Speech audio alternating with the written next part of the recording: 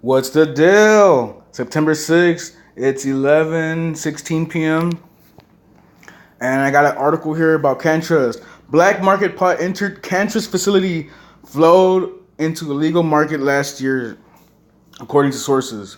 Senior operating staff working at Canntrust Holdings Inc. Pelham, Ontario facility late last year brought cannabis seeds from the black market into production rooms, leading to some illicitly grown pot flowing into the legal market, according to internal company documents obtained by BNN Bloomberg and four sources directly familiar with the matter. The documents suggest that in an apparent effort to conceal the black market cannabis seeds from regulatory inspections and other staff members, some Canntrust employees changed the names of as many as 20 strains to those which the company was licensed to sell in the legal, medical, and recreational markets. That's horrible news. Right now, I'm not holding any Canntrust. I've been trading, several different pot stocks. I'll show y'all in a bit. Um, so yeah, I'm expecting Canntrust to fall, and I'm gonna just pick up some more. I've been gathering shares of Canntrust basically. So in a bit, I'll show y'all what I've been doing. My most recent pot stock trades. All right, so cannabis plants from at least two strains that originated from the black market source seeds entered production rooms where they were fully grown to flower, packaged, and sold into the recreational market, according to the sources. In total, more than 1,000 cannabis plants that originated from the illicit seeds were grown at Canntrust cultivation facility. The documents show it is unknown how many of those plants were eventually processed for sale or destroyed, according to two of the sources. Adding cannabis seeds obtained through the black market would have allowed Canntrust to significantly bolster its production at a time when it had overcommitted itself with supply contracts with provinces and other licensed marijuana producers, the sources said. Three of the sources said that unauthorized activity ramped up shortly after Canntrust president Brad Rogers and its head of production Michael Ravensdale left the company last October. Canntrust spokesperson Jane Shapiro told BNN Bloomberg in an emailed statement that, to the best of our knowledge, no product using seeds from unauthorized external sources was introduced into the market. Yeah, I'm reading all this stuff because, I trade Canntrust like almost every day, so why not read all this whole article? Why not? I don't see why not.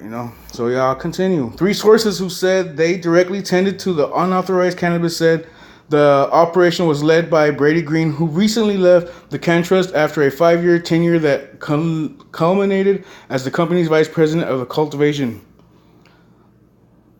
Green was hired by Canntrust in May 2014 as a grow technician and quickly rose through the ranks, holding several production roles, including head grower and director of cultivation, according to a biography on the company's website. Canntrust removed Green's biography from its website Friday morning, shortly after BNN Bloomberg published this story. There is never a dull moment with Canntrust. Look at this crazy dramatic news we have here. Green has a passion for developing new cannabis strains, constantly improving growing methods and efficiencies, and passing his knowledge onto budding growers at the Canntrust Niagara Perpetual Harvest facility, Canntrust said on its website. The team that Green allegedly tasked with handling the unauthorized cannabis was dubbed the Brady Bunch by other staff members, the three sources said. Green's team didn't order the seeds through the normal chain of command, alleged one of the sources directly familiar with the production of unauthorized cannabis. There is no way, because it would take way too long if you wanted to do it right. I asked myself, we already have the strain Cannatonic. How come we have Cannatonic here and I have to take care of these new seedlings? I learned that they're under those names because those are the registered names that we have, which we're allowed to grow, but they're really not those strains. Yeah, so they're changing the names of the strains to fit. Yeah, it's crazy stuff. Green did not respond to BNN Bloomberg's multiple requests to comment for this story. Licensed cannabis producers grow their legal marijuana plants either straight from seeds obtained through Health Canada authorized suppliers or cut clones from other plants, which are transferred to larger cultivation rooms in order to flower under optimal conditions. Plants grown from two strains of Canntrust black market sourced cannabis seeds listed in internal company documents as Citradelic Sunset and Code Black OG before being relabeled. Eventually entered into production rooms where they were packaged and sold into the recreational market. Two of the sources with direct knowledge of Canntrust operations said. Another source with direct knowledge said several unauthorized strains relabeled under the Cannatonic strain also entered the recreational market. Absolutely insane.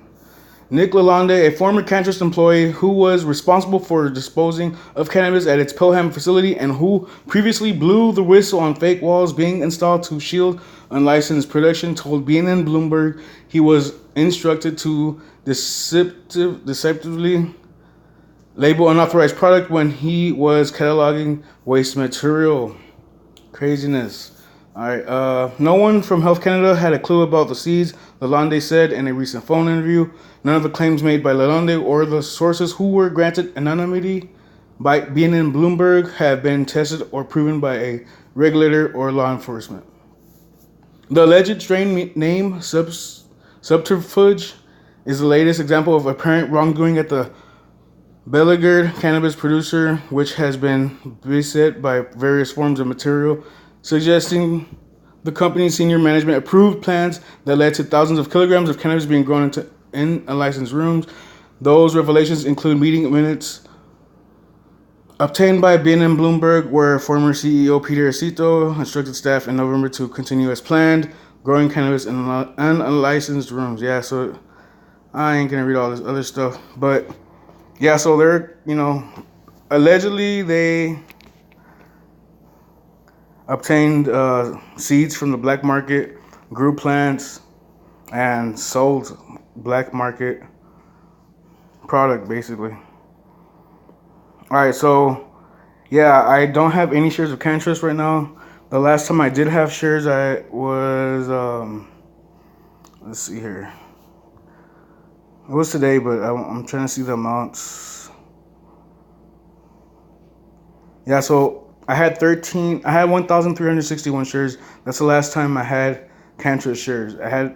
I sold 1,361 shares at $1.65. And I'm just gonna scroll down. This video is very long already, so I'm gonna scroll down so you can see what I've been doing. I've basically been trying to just gather shares. See, if I go down, the numbers decrease. And I've been trading Canntrust since it's been at $9, and I've just been trying to, while it's been falling, I've just been gathering shares. Yeah. So y'all can pause if you want, just to see what's up. Yeah, so I've been very recently, these past few days, I've been trading a lot of other pot stocks. So yeah, GW Pharmaceuticals I've traded. This was today, actually. ACB,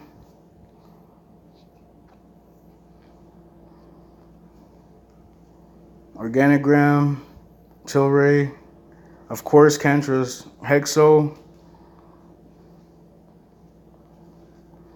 and I'm just trading and I'm gathering Canntrust shares. I'm expecting Canntrust to fall some more on Monday, and I'll just I'll hopefully have 1,400 shares by then, by the end of next week. So that's it, y'all. I just wanted to show y'all this and read that article. So right now I'm down 60% all time. Past year I'm down 61.5. Past 3 months I'm down 54.6. Past month I'm down 11.5. Past week I'm up 6.5%. Today I'm up 0.98%. That's all I want to do. Peace out, y'all. Subscribe if you're new. That's it.